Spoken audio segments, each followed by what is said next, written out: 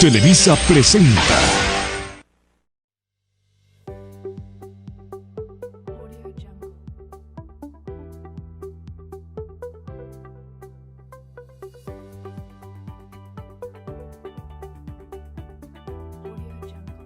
El aprendizaje es primordialmente una actividad social. Sin ir más lejos, de acuerdo con el psicólogo Lev Vygotsky, los niños aprenden haciendo suyas las actividades, hábitos, vocabularios e ideas de la comunidad en la que crecen. Aún a una muy temprana edad, los niños imitan los comportamientos de sus padres. Las teorías del aprendizaje pretenden describir aquellos procesos mediante los cuales los seres humanos comprenden o aprenden. Numerosos psicólogos y pedagogos han aportado amplias teorías en la materia. El aprendizaje es un proceso muy complejo, cuya difusión teórica ha sido tema de debate durante el último siglo.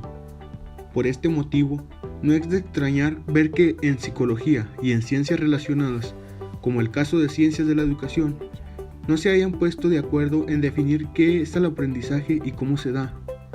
Existen diversas teorías de aprendizaje, todas ellas con sus ventajas e inconvenientes. A continuación, vamos a verlas más a fondo, conociendo su definición sobre lo que es el aprendizaje y conociendo algunos de sus más grandes representantes. El conductismo.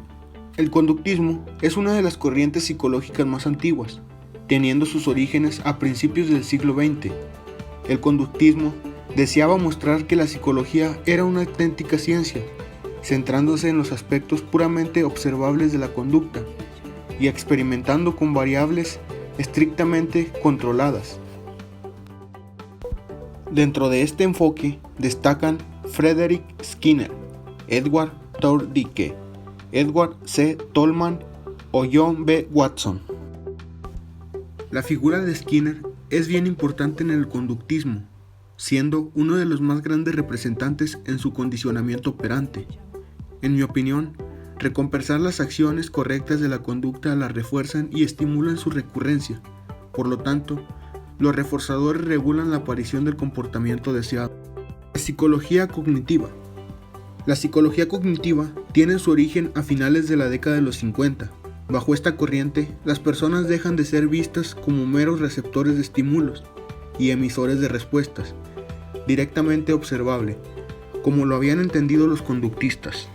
En la psicología cognitiva, el aprendizaje es entendido como la adquisición de conocimientos, es decir, el alumno es un procesador de la información que absorbe contenidos, llevando a cabo operaciones cognitivas durante el proceso y almacenándolas en su memoria.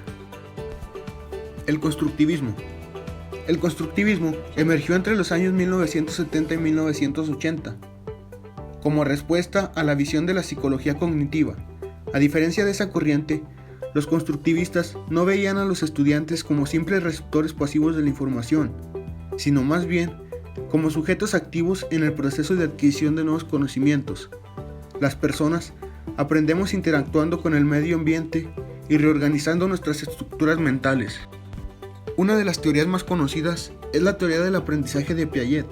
Piaget elaboró su teoría desde una postura puramente constructivista.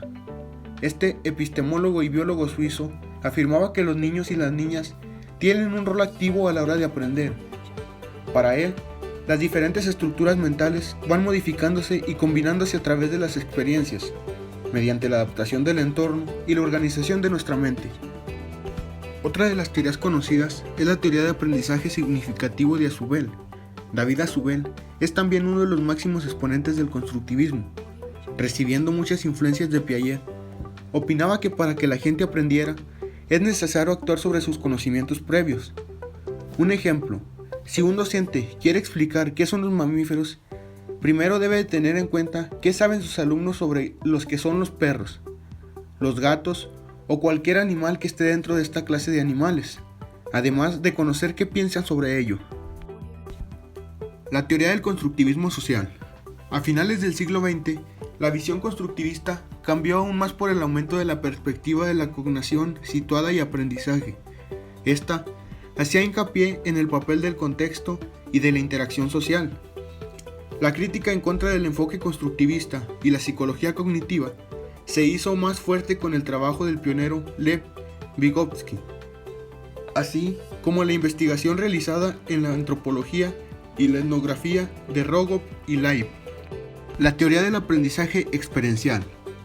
Las teorías del aprendizaje experiencial se basan en las teorías sociales y constructivistas del aprendizaje, pero situando a la experiencia como el centro del proceso de aprendizaje. Su objetivo es entender que como las experiencias motivan a los estudiantes y promueven su aprendizaje, de esta manera, el aprendizaje se ve como un conjunto de experiencias significativas, ocurridos en la vida cotidiana, que conduce a un cambio de los conocimientos y la conducta del individuo. La teoría de inteligencias múltiples. Howard Gardner elaboró en 1983 la teoría de las inteligencias múltiples, en la cual sostiene que la comprensión de la inteligencia no está dominada por una sola capacidad general. Gardner afirma que el nivel general de la inteligencia de cada persona se compone de numerosas y distintas inteligencias. Aunque su trabajo es considerado algo muy innovador y a día de hoy no son pocos los psicólogos quienes defienden este modelo, cabe decir que su trabajo es también considerado especulativo. Aún así, la teoría de Gardner es apreciada por los psicopedagogos, que han encontrado en ella una visión más amplia de un marco conceptual. La teoría de aprendizaje y habilidades del siglo XXI. En la actualidad, sabemos que aprender conocimientos teóricos y prácticos deben ir más allá de lo que hay en los libros. La inmersión en nuevas tecnologías y en capacidades sociales y creativas es algo fundamental. En este mundo, que está en constante cambio, uno de los referentes de esta corriente es la Asociación para las Habilidades del Siglo XXI.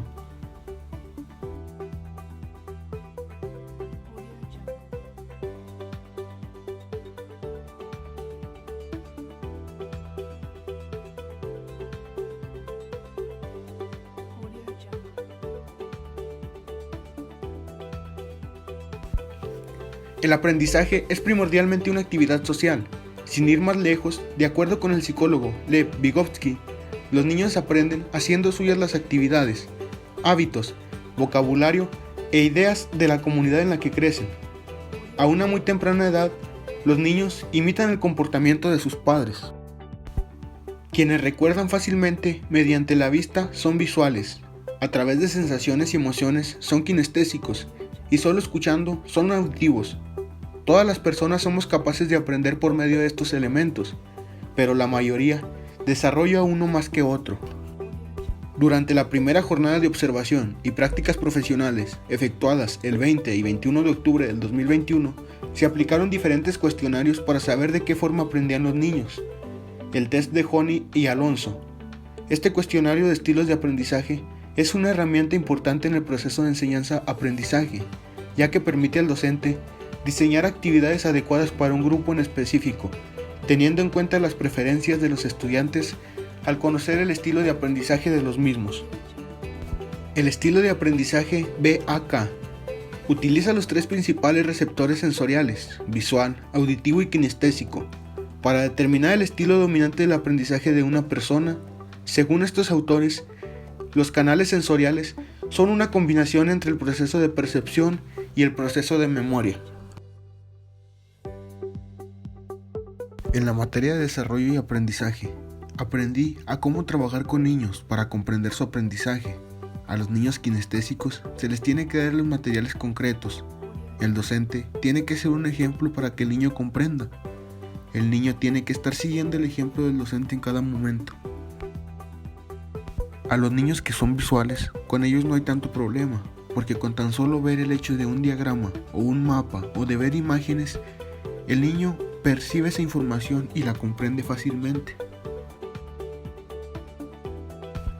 Los niños que son auditivos, con el hecho de estar escuchando al profesor, al docente, dando las instrucciones, ellos las comprenden fácilmente. Mi idea como docente es llevar materiales de todo, estar explicando, mostrando presentaciones, llevar juegos, llevar cuestionarios, para que llegue ese primer canal de percepción a cada uno de ellos. Ahora, maneras de trabajar, pues yo los pondría en equipos. El trabajo en equipo fomenta el desempeño de roles en el grupo, aumenta la autoestima de los alumnos, su motivación e interés, crea tareas en grupo en el aula, también hace que los estudiantes sean autónomos y responsables. El alumno será responsable de sus éxitos y fracasos y por lo tanto más independiente en sus decisiones.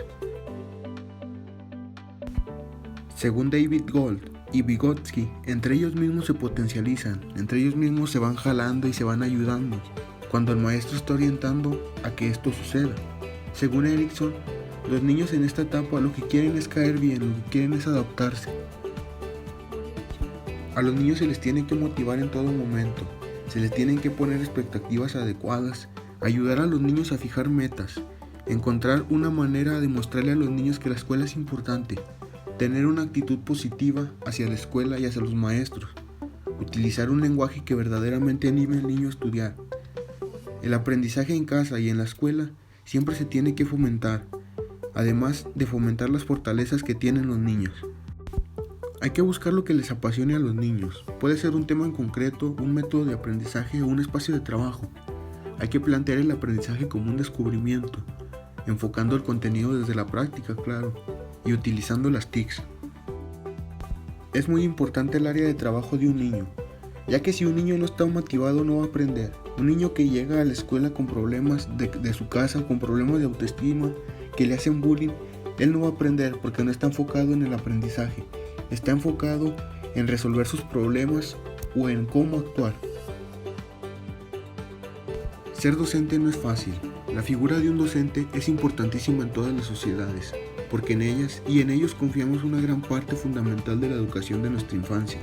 Maestras y maestros no solo comparten su conocimiento, sino su forma de ser y su forma de habitar el mundo, y con ellos transmiten valores, aspiraciones e inspiraciones. Ser docente es algo muy sublime y significa ir más allá de ser un transmisor de información, un facilitador de aprendizaje o en algunos casos, creador de planificaciones sin contexto. Educar es alumbrar personas autónomas, libres y solidarias. Ser docente no implica solo dictar horas de clase, sino dedicar alma.